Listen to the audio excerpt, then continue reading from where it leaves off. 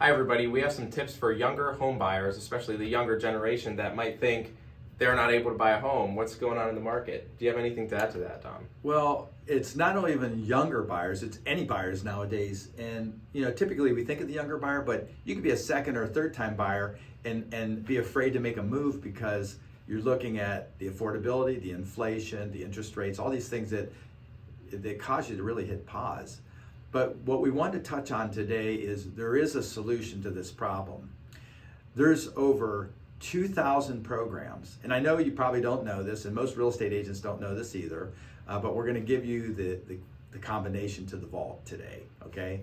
So there's over 2,000 programs for first-time buyers or buyers that need some assistance, right, to get you into the arena.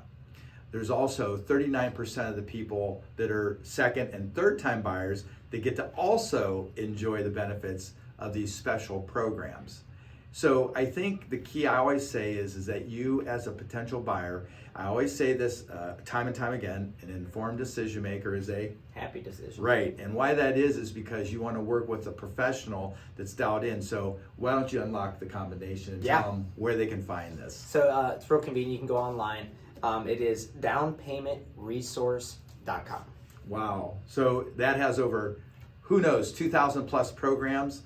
Gentlemen put it together to help people like you and the realtors to have resources. But keep in mind, all realtors aren't created equal. So in closing, I would highly recommend reach out to one of these professionals at what number, Dom? Yeah, you can call or text me at 330-234-6204. Zev? Yeah, my cell phone's 330-933-3258. Or reach out to me at 330-418-1535.